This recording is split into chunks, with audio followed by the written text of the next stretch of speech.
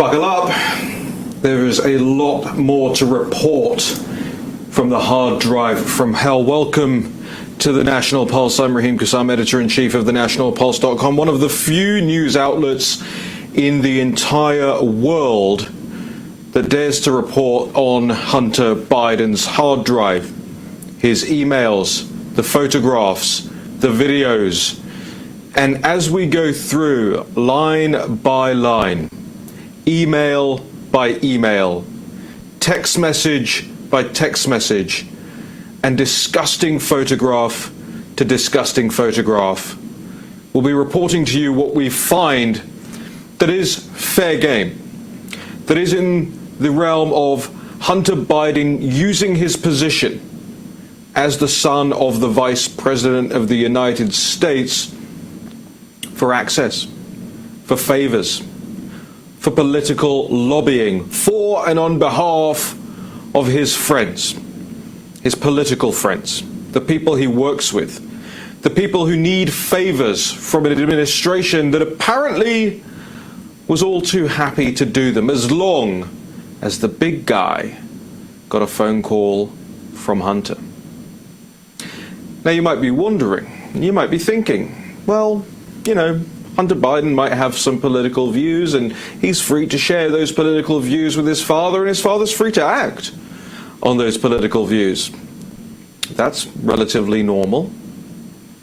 Except for the fact that Joe Biden, Hunter Biden, and all of their allies across the media have told us for years that there was no political lobbying relationship between these two men. They had a mutual understanding, we're told, that Hunter Biden would not lobby Joe Biden.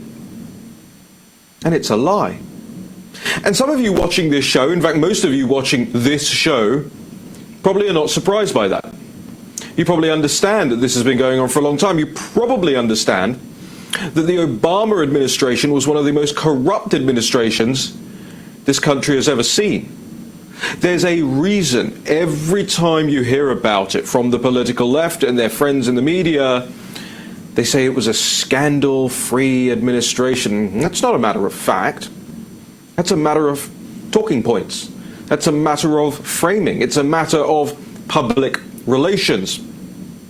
And now the documents are coming out. And what's happening? Of course, Twitter is blocking a lot of them. The New York Post still can't tweet their articles unless they abide by Twitter's regulations, which is to remove their news stories that are demonstrable, evidence-based, fact-based, screen grab screenshots that verify everything that is in this hard drive is completely and totally accurate. Remember, at first we were told this is Russian disinformation. Well, that narrative fell apart pretty quickly. Yeah, Joe Biden made brief mention of it last night at the debate, but even he knew it was BS. Because if it wasn't, he would have gone harder on it. He would have forced President Trump to answer for why he's spreading Russian propaganda. But it's not Russian propaganda. It's nowhere close to Russian propaganda. Russian propaganda and disinformation from any foreign nation cannot stretch to the levels and the scale and the magnitude of what we're seeing on the hard drive from hell. It's simply not possible.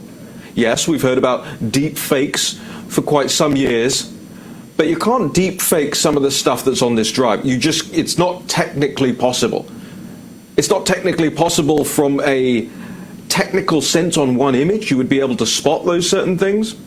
And it's not technically possible unless you have an army of 150,000 seriously talented video editors working morning, noon, and night to invent what's on this drive. Now, I'm not particularly interested in some of the more disgusting images on this drive. I think what Hunter Biden does in his spare time, as long as it's not criminal, and that'll be for the law enforcement to figure out whether or not some of this was criminal. If it's not criminal, then you're just a freak show. Do whatever you want. Do it within the privacy of your own home, or the hotels, or other people's homes, or the strip club, or all these other locations that are very clearly marked in this drive. But I will show you a picture I want to get the picture up that we have here of Hunter Biden. I want to show you this picture. It's not graphic. I've made sure that it's not something that will scare the family audiences out there watching this show. Denver, do we have that picture? I want to make sure we throw it up on screen. Should be in our collection of images. Once I see it pop up in the corner, I'll let you guys know. But the reason I want to put this up, thank you, in my ear, working on it. The reason I want to put this up is it corroborates the device. It shows you that this device was him taking pictures of himself. This isn't somebody peeping in the window. This isn't somebody, accessing his computer without his knowledge. These are selfies. He knows that he's taking these images. And the still that I'm about to show you, or I hope we're about to show you, is from a much longer, frankly, deeply, deeply disturbing video that shows some of Hunter Biden's, there it is, some of Hunter Biden's weird sexual preferences. But again, as I say, that's not what we're going to report out. That's not what we're about here. But the reason I'm showing this to you is because Jake Tapper and all the fake news crowd say you can't corroborate this drive. You can't corroborate that this is Hunter Biden, that this came from Hunter Biden, that this was from the laptop that was left at the repair shop in Delaware. But believe me, you can. And if they want to continue lying about this, then we will be forced to show some of the more revealing images on this drive. When we come back, I'll talk to you about the scoops, the news scoops we're seeing as a result of all of this. Stick around and stay tuned.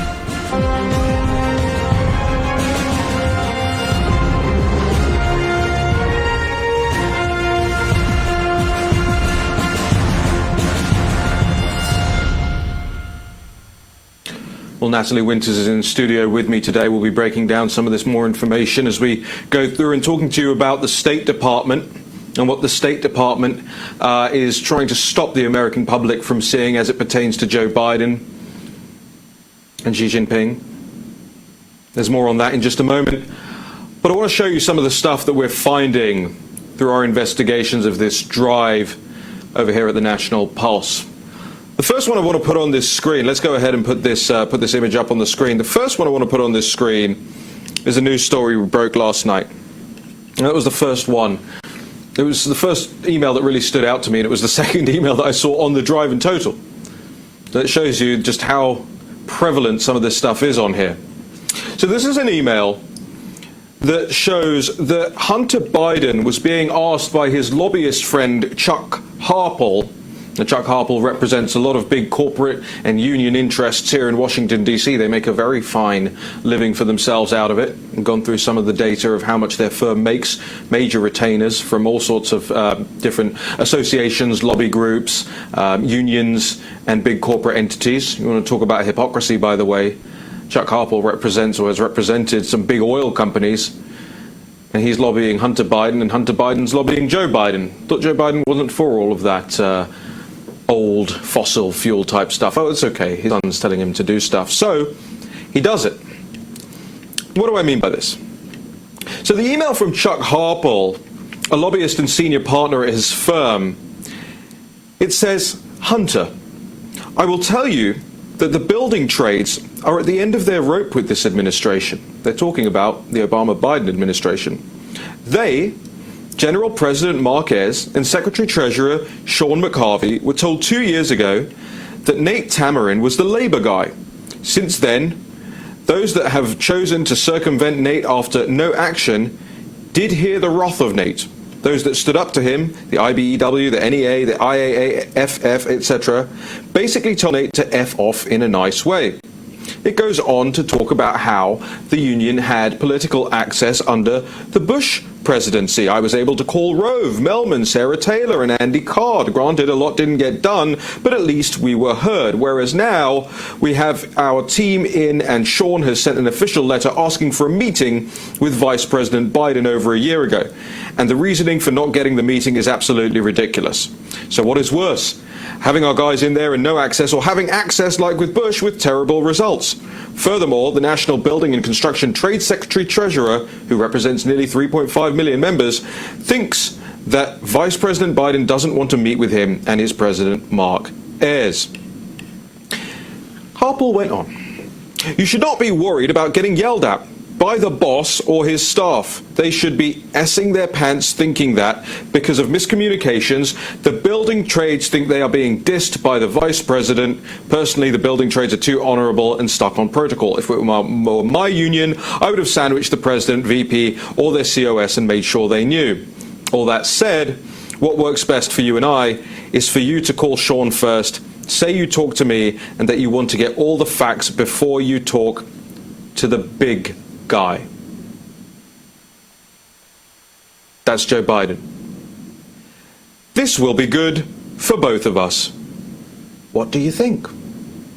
Well, 2 hours and 20 minutes later, Hunter Biden writes back. Remember, this is Hunter Biden, who allegedly does not lobby his father. Quote, "I'll work on it.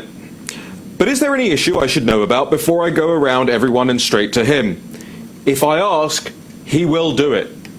But if I am missing something legit, then I will get killed by staff. R. Hunter Biden." Is that clear enough? There's a lobbyist who wants something for his clients. Remember, he makes a lot of money from these clients. He emails Hunter Biden. Hunter Biden replies and says, "If I ask, he will do it." And remember, Chuck Harpel said, "This will be good for both of us." That is a quid pro quo. That is a real quid pro quo. That is a quid pro quo larger than a president of the United States was impeached for last year. It's self-evident what's going on here.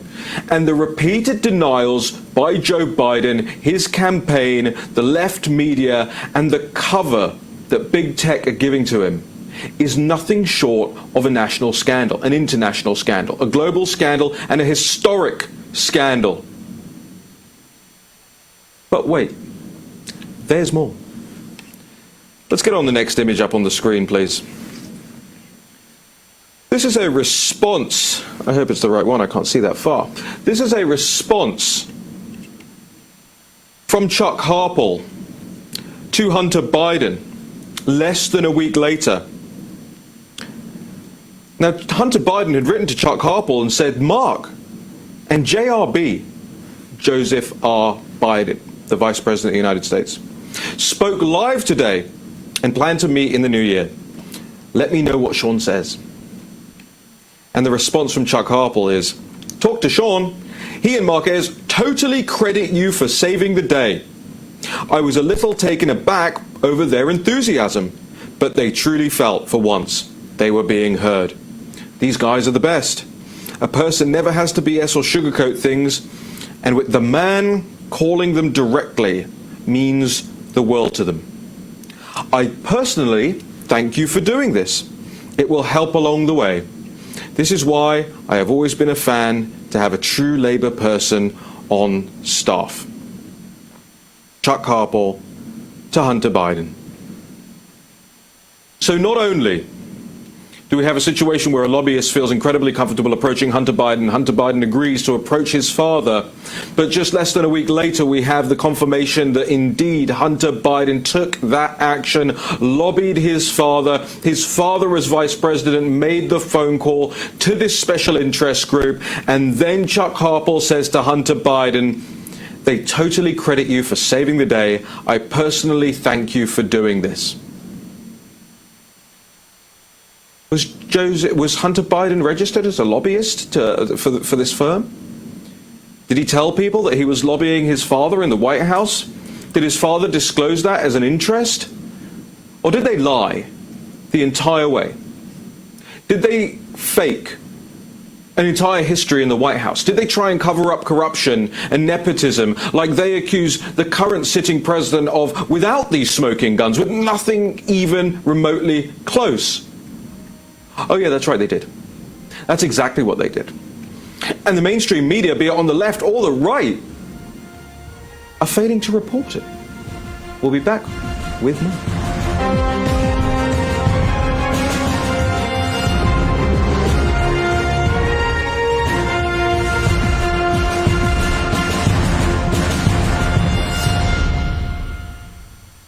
Welcome back to the National Pulse. I want to thank all of our new viewers. I know we've seen an increase in the viewership over the last couple of days, and I want to welcome all of you who are new to this show. Take the active step, if you will, of following the National Pulse on Twitter. It's at the Nat Pulse. You can also go to thenationalpulse.com/support. That's where you can actually join us. We have a membership program called The Nationalists, and there are several different membership packages, ways to join up. You get a lot of freebies out of it and a private chat channel with the editors and staff at The National Pulse. So you always know and you're always ahead of what's going on. This is real news, real investigative journalism, and we're very grateful for your support. And the end of this hour, as we do every Friday, we'll be reading out a list of names of the people who have joined us kindly over the last couple of weeks to support real news. We're not backed by big corporate enterprises. We don't take sponsorship from big corporate or special interests.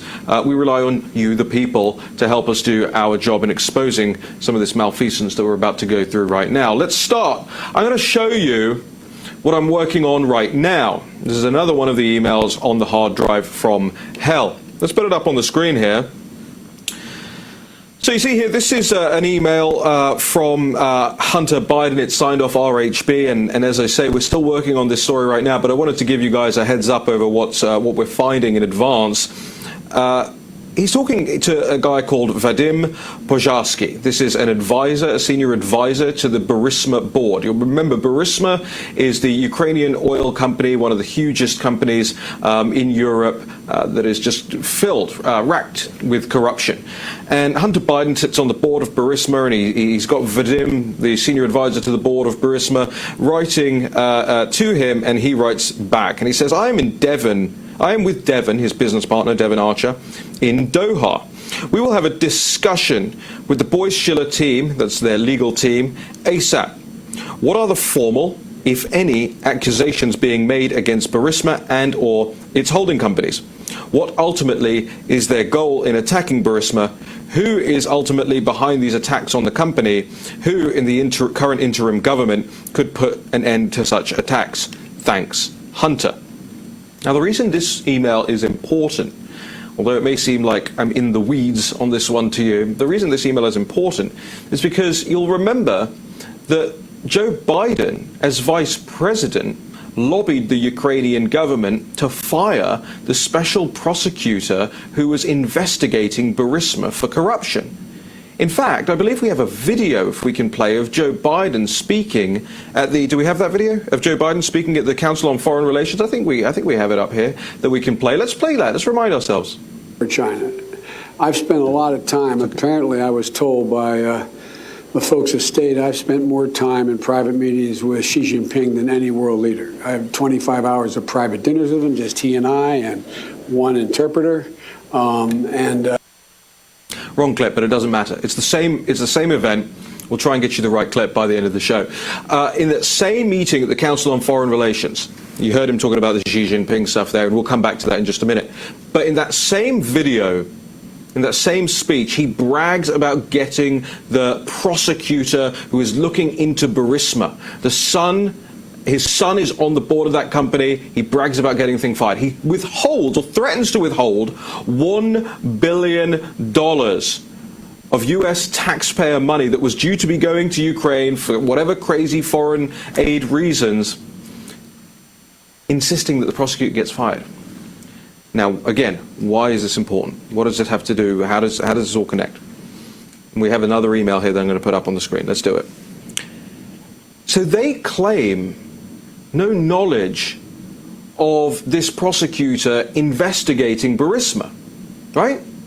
That's what Joe Biden said all along. Oh, I didn't know what my son was doing. I didn't even know he was on the board of Burisma. But here's the thing.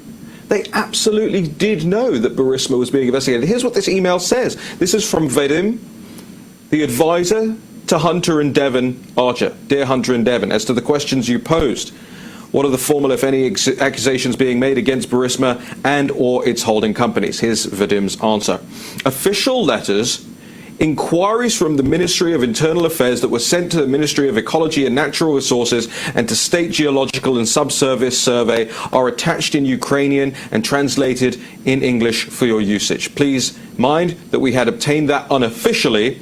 In that letter, it stated that pre-trial proceedings started following Article 191, Part 5 of the Criminal Code, misappropriation, embezzlement, or conversion of property by malversion. Full text attached for your information. Why use this article and what they mean from formal point of view is unclear. My colleagues tell me that Ministry of Internal Affairs these days uses this article in most cases to start any pre-trial proceedings. So they knew. By May the 12th, 2014, they knew that their company was being investigated. Now, shortly afterwards, the special prosecutor was put into place, and shortly after that, Joe Biden took it upon himself to go to Ukraine. He went to Ukraine and threatened to withhold the $1 billion. A quid pro quo. Fire the prosecutor, another quid pro quo, I should say. Fire the prosecutor, or you don't get your $1 billion. Fire the person investigating my son's company, or you don't get your $1 billion. And sure enough, as Joe Biden said, son of a bee, they fired him. They fired the special prosecutor at the lobbying behest of the Vice President of the United States, Joe Biden, who has claimed to this date that they have no idea that this was going on. Are you meaning to tell me that Hunter Biden, and I have more on this, by the way, that Hunter Biden and his firm were spending hundreds of thousands, if not millions, to hire law firms, as I read to you in the last one, law firms here in the United States to make representations here in the United States, all across the political sphere, that they're willing to spend all of that money and time and effort, and you can clearly see in these emails they're panicked about this investigation. You mean to tell me that Joe Biden just happened upon that name of that special prosecutor? You mean to tell me that Joe Biden just happened to visit Ukraine a number of times and say, hey, you gotta fire that prosecutor? I want to put on this screen really quickly just before we go so you guys see it. This is Joe Biden's private email account in Hunter Biden's hard drive. Keep in touch. Love, Dad. He goes by the pseudonym Peter Henderson. More on that as well after this short break.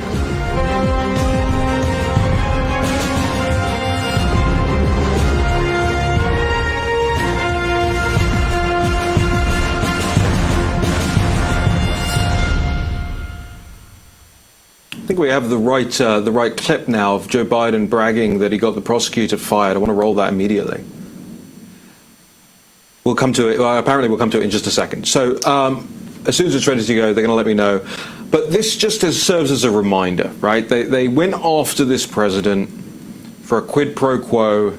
They called it bribery. They called it all sorts of things. Natalie, how many times did Joe Biden lobby for this prosecutor to be fired? So in the 8 days following up to this prosecutor getting fired, Joe Biden called the president of Ukraine 4 times. This is according to former aides. And this isn't even conspiracy theories or even coming from the hard drive. This is reported by the LA Times a few years back. That's interesting, isn't it? Because the original emails that we talked about in the first block of this show showed how hard it was to get a phone call from the vice president. But you're telling me that the vice president called the Ukrainian president 4 times in 8 days. That's a call every other day. Mm-hmm. Just to catch up? No, to quote, reiterate the U.S. position. And that's the LA Times words, not mine, not yours. Let's go ahead and roll this clip. So they said they were walking out to press conference. I said, no, I said, I'm not going to, or we're not going to give you the $1 billion. They said, you have no authority. You're not the president. The president said. I said, call him. I said, I'm telling you, you're not getting the $1 billion. I said, you're not getting the $1 billion. I'm going to be leaving here. And I think it was, 6 hours? I looked, I said, I'm leaving in 6 hours. If the prosecutor's not fired, you're not getting the money. Well, son of a bitch. Got fired. And they put in place someone who was solid. Is everything becoming very clear?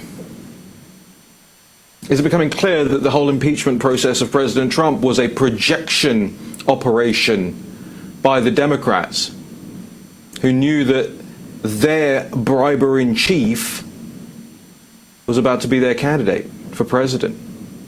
How long could a Joe Biden presidency last with all the incriminating information now that's coming out? He should be impeached on day one.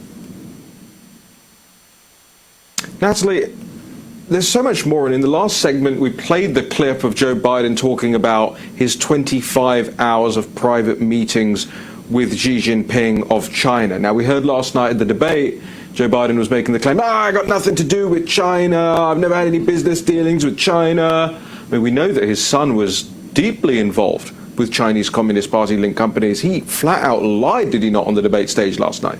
Exactly. He said he's never taken money from foreign sources. There's Politico stories about his brother bragging about an investment firm that they set up. There were, quote, foreigners lining up with 747s ready to pump money into this investment firm to gain influence and access to the Biden administration. So that's a patently false and, frankly, an absurd comment to make, even if the hard drive didn't exist. But interestingly enough, I was prompted to submit a Freedom of Information Act request to the State Department in light of the remarks that then Vice President Joe Biden made at that Council on Foreign Relations event. And it's also certainly interesting when you see so much pushback from the media, from Democratic politicians saying the Biden family, they could never be involved in a crime syndicate type organization. In just one speaking event, you see Joe Biden admitting to having 25 hours of private meetings with Xi Jinping, bragging about getting a prosecutor fired. But as I said, as we like to watch the watchers here, I submitted a Freedom of Information Act request a few months back, hoping to get a response from the State Department saying that they would turn over, I believe it was any and all information that was relevant to Joe Biden's 25 hours of private meetings with the State Department. And if you hear in the clip, he talks about that State Department was the agency, the department that told him that he held the world record. They told him. Exactly. So it's a logical conclusion that for some reason they believe that to be the case, they must have the record. So I submit this FOIA request. It was a real hassle getting a response from them on the estimated completion date, but they hit back and say that April 5th, 2000, and catch this, 23, is when I will get to know the nature, any documents, anything really, any information related to his private meetings. Now, not only is that 2 years and 2 months past Inauguration Day of a potential Biden administration, but it's actually 300 days closer to the 2024 election than it is the 2020 election. So when you talk about government agencies, specifically at the hands of, I'd say, career appointees as opposed to presidential appointees, running interference for the Biden family, for establishment-type politicians, this is what you're seeing. But luckily, Representative Jim Banks just released a letter. We have the story up exclusively at the National Pulse to the State Department asking them to process this FOIA request to get this information out there, because it definitely is a matter of national security. It's information very relevant to the upcoming November 3rd election, whether it's to corroborate, say, these New York Post emails. But you would think that just in general, the American people deserve to know what Joe Biden, whose son has made millions, if not his firm's billions of dollars from the Chinese Communist Party, was talking about for over 25 hours with the leader of the regime that basically is in charge of all the organizations that Hunter Biden was inking many, many business deals with. It's a great story, and we're very grateful for Congressman Jim Banks representing his constituents and indeed the country to try and get this information out of the State Department, which is no doubt attempting to cover for Joe Biden. And what can you do as citizens? You can write to the State Department. You can call the State Department. You can call your representatives. You can go to thenationalpulse.com, get that story, send it to your representatives and say, hey, Congressman Jim Banks is doing something about this. What are you doing about it? And believe me, if enough of you light them up, they will respond. And they will be forced to respond. You know, it's one thing for Scoops over here to write to the State Department. It's another whole thing if 10, 15, 20,000 of you are heaping pressure on. So do it. I want to put on screen now the names of the people that support us over at the National Pulse. We're just delighted to serve you guys, really, with the real news. And we're very grateful that people like Andrew J. and Carolyn B., Ted G., Joseph H., Robert K., James G., Rick C., Henrietta J., Anna B., that you all choose to join, and the names will keep rolling on that screen because there are just so many people who are dedicated to supporting real news, and we're so very grateful for it. If you want to join up, head to thenationalpulse.com/support. Literally the $10 that it costs to join helps us do more, helps us, buy a different computer we need, or hire somebody to research something, or build a graphic for something. So do your part. Go to thenationalpulse.com/support. We'll be back with Kane from citizenfreepress.com.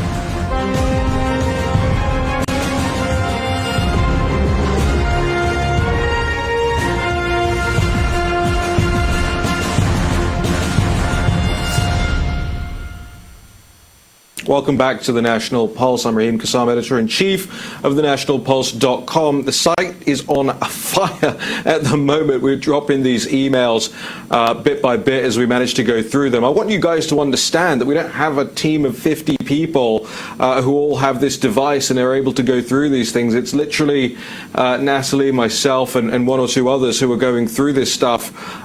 Drip, drip, drip. That's the way we're going to have to do this. We know we don't have a long time to go until the election, so we're working our very, very hardest on it, I assure you. I want to bring in now Kane, founder of citizenfreepress.com. As we do every Friday, Kane, thank you for joining us. Happy Friday. Let's do this thing. So, Kane, look, firstly, I want to get your feedback on the debate last night. Much better, much calmer. I've been putting polls up. There were 18 independent polls that someone compiled on Twitter, and Trump won 17 of them. He lost the CNN poll by 15 points, but he lost the first debate CNN poll by 32 points. So that was an improvement. And you can imagine the crosstabs in that CNN poll. In the breaking news 911 poll, Trump won 81% to 19. And lastly, in Frank Luntz's LA Times sponsored event with just independent voters, there were 9 of them, and 8 of them said that they thought Trump won and they would vote for him. And these were people who were legitimately independent. So I thought it was good. I thought Biden was weak. I thought he was weak at the end. Trump scored some serious points when he talked about 47 years of failure, so I'm happy. The only question is how many voters were really available and watching, and by available I mean with their votes being available. So those are my thoughts. We'll see. It's 10 days and a wake up. So yeah, I agree with you. I think the end of that debate, Kane, was really, it was very palpable that Joe Biden was getting very, very tired. He was staring at his watch. He started rambling on about environmental policy and kind of shot himself in the foot as it pertained to shutting down of fossil fuel usage and fracking. It kind of went against everything he's been trying to get away from for so long. And I looked at the reaction in the morning, and whether it was the polling, whether it was the Twitter polls, the website polls, the real polls, the focus groups, whatever it was, and I just saw over and over again President Trump emerging as the winner there. But as you say, we'll see if it makes a difference or not. I am getting some good feedback about some of the states and how the polling is changing there going against Joe Biden. A lot of it, I think, is actually coming off the back of people waking up to what he was doing with his son Hunter, what he was doing, and how the big tech and media companies are reacting to that story. It makes it look even worse. It makes it look like there's something to hide. Somebody who's not hiding that story, Kane, is you at citizenfreepress.com. You've been aggregating all the best information. We're really, really grateful for all the links that you've thrown us in recent days. So let's talk about this drive, this laptop. What are your thoughts in terms of what are you seeing out of your audience and how much interest there is in this story? Well, there's huge interest, but as you know, this is our side of the equation is not surprised by this. We're well aware. These stories about Hunter and his corruption and Joe and his corruption have been floating around in conservative media for years. So our side isn't so surprised, but the details themselves are stunning. No one expected to find personal photographs, personal emails, and the kind of video that you guys have uncovered. It's fantastic work that you've done. So I'm happy to link to the National Pulse and the Bannon War Room. And I mean, you guys are ground zero for this. You're the ones who are breaking it all, you and Rudy. So it's fantastic. What are my thoughts? We'll see if the mainstream media pays attention. I mean, that's really what it matters. You know, does my mom know about it? She's the bellwether. She's someone who only watches certain networks, and she's a Trump voter. So we'll see how much it plays. Definitely, the polls are tightening. The Investor's Business Daily, which was named the #1 poll, and Drudge himself was just bragging about the IBD poll last week. Well, it tightened to 2.5 points, or maybe it was 3.1. And that's exactly where they had Hillary versus Trump in 2016. So this race is the same. I feel like it's exactly the same. I looked it up this morning. There were 138 million votes cast in 2016. Hillary got 65.8. Trump got 63 million. So let's say we get a boost to 150 or 155 million. It shows you how important turnout is going to be. Whichever side gets the extra 5% boost that the other side doesn't get, that side is probably going to win. All the swing states are going to be the same. You can add New Hampshire and Minnesota. But besides those two states, and perhaps New Mexico, but besides those states, it's the same story from 2016, where Trump is actually losing in almost all of this, or was losing in almost all of the swing state polls. And he won every one of those races, or all of them except for Minnesota. So, and as we talked last week, the Trafalgar polls are showing that Trump is doing very, very well in the Rust Belt. So I really think it's going to be almost exactly like 2016. I think it's going to be very, very close, and it's going to rest on a couple 100,000 votes in all of these states. And we'll see who turns out in greater numbers. You know, there was a story today about, I think it was in Pennsylvania, the Pennsylvania Supreme Court making the decision that it didn't matter if your signature matched on your mail-in ballot. I mean, this is just the mass mobilization of corruption here. This is the advocacy that these Soros-appointed or funded rather judges that have taken far left money all their lives to wind up on the Supreme Court and to wind up as state prosecutors and so on and so forth. And now what they're doing is they're trying to make it so that, you know, mass mail voting fraud can occur. And Natalie, you've been through how many of these stories now? Yesterday, I think we had 12,000 Jersey Shore ballots returned as undeliverable. And I was going to say, just today, again, obviously mail-in balloting has definitely been exploited, but sometimes I think there's even genuine errors when it comes to the actual processing of them. For example, in Wisconsin, a critical swing state, an estimated 24,600 ballots were printed in containing some sort of error, so the County Board of Elections had to remail all those ballots to the individuals. So it's really just chaos, whether it's George Soros funded and fueled, or just by nature of the fact that these county election boards cannot handle the overwhelming, astronomically high number of mail-in ballots that are coming in and out, and sometimes multiple cases, sometimes to dead people, you name it. It's really a recipe for disaster. It is an intentional recipe for disaster. We've got to go to a break now. Kane, when we come back, I want to get your thoughts on why the Democrats and their media allies pitched a fit over Amy Coney Barrett, because they know all of this mail-in voting fraud is going to end up in the Supreme Court, and they know with a conservative-dominated Supreme Court there is going to be a massive expose of all the steps they've taken to try and corrupt American democracy forever. We'll be right back.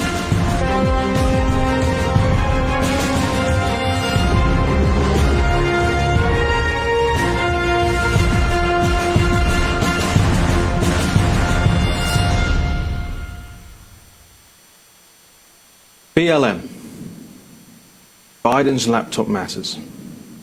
We actually have some Biden's Laptop Matters swag available. I'm going to tweet a link to it after this show. Make sure you're following me at Raheem Kassam. Make sure you're following Natalie at Natalie G. Winters.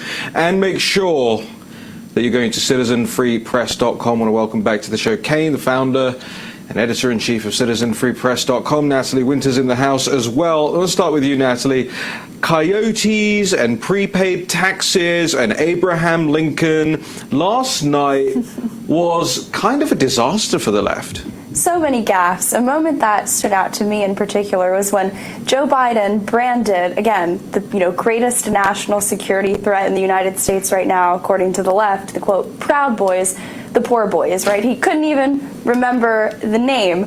In contrast, I don't think we've ever misspoke referencing Black Lives Matter or Antifa because we understand and internalize the actual threat that these far-left radical groups pose to American society. In contrast, Joe Biden can't even remember the name, which to me suggests that he's getting, talkers from his advisors that you got to hammer Proud Boys. He doesn't know what it is, partly because it's not actually an issue in American society. But you also saw a host of, the blue checkmark brigade on Twitter, ranging from Democratic activists like David Hogg to a Georgia state representative who I believe is also the House whip for Georgia Democrats within that legislature. So not just a low-level rep, but a really leadership, to 2 PhDs, to people who've worked in journalism, far left people, slamming President Trump for using the term coyote, referencing individuals who bring illegal immigrants across the United States southern border. Often there's a lot of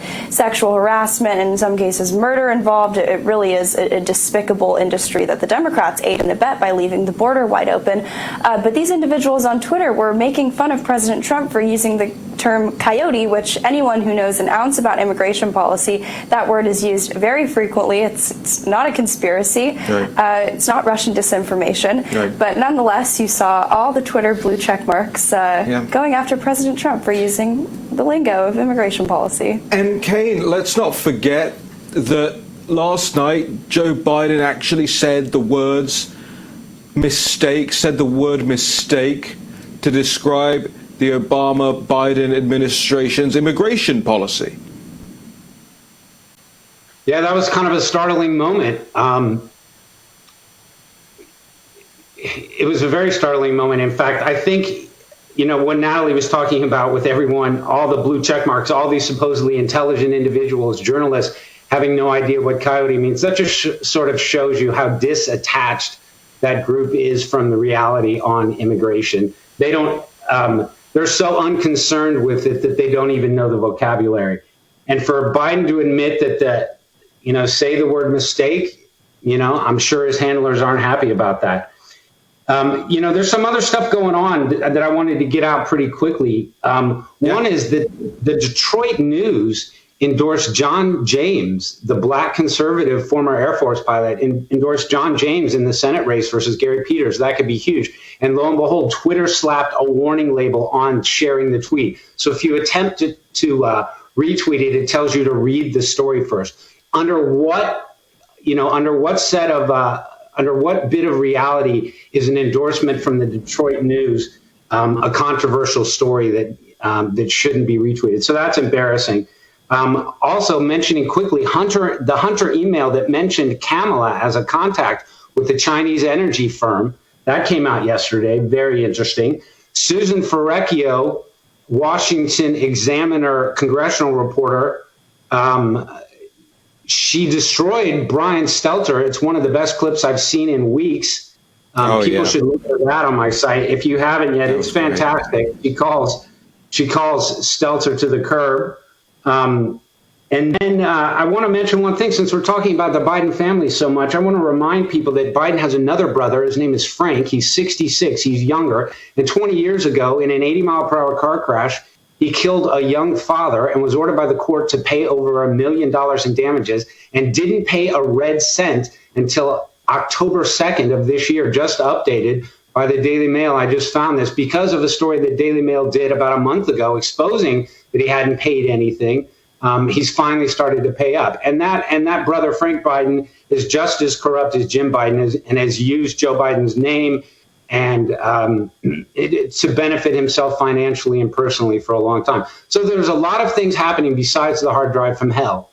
But that hard drive is the story, and it's going to be the story all weekend. And you guys at National Pulse and the team at War Room will most likely be doing all the legwork, trying to just, work your way through these emails and these videos. So I look forward to helping you, publishing some of that stuff. There you go. Looks like you've got it right there. So Joe Biden, this is how your campaign for president ends. Right here. That's good. It's in my That's pocket. beautiful. And that's where it stays. Beautiful. Yeah, I can't top that. Natalie wanted to jump in here, I think. Yeah, just to backtrack a bit, talking about how Joe Biden called the Obama administration's approach to immigration, specifically the cages, a mistake, yet he didn't really expound.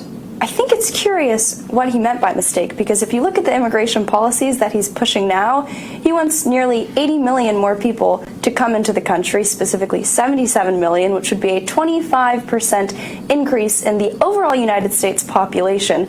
So when you talk about him thinking that the Obama administration's approach to immigration was a mistake, it might not be in the way that we're thinking, because I think that he wants to considerably add to the United States population through immigration, chain migration, and frankly, even illegal immigration.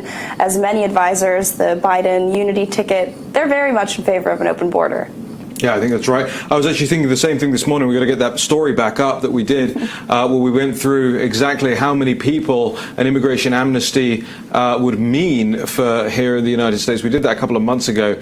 Kane, we've got about 45 seconds left. Anything else to add, apart from to go to citizenfreepress.com, make it your homepage? Yeah, I'm at Citizen Free Press from 10 a.m. to about 4 a.m. 7 days a week. So come by, stop in the chat rooms, and try not to get addicted to the site. I want to quickly say that I'm going to post the Jim Banks story, Natalie's work, the Freedom of Information. That's fantastic work. I can't believe 2023 is going to be when we finally find out about the private meetings with Xi. And have a good weekend buried in that hard drive, and let's see if we can bury Biden by Monday. Have a good weekend to yourself as well, Kane, and to everyone out there watching. This is the National Pulse. Go to thenationalpulse.com. We're going to be breaking a lot more news over the course of the weekend. Natalie Winters, Raheem Kassam. We'll see you back 3 p.m. on Monday.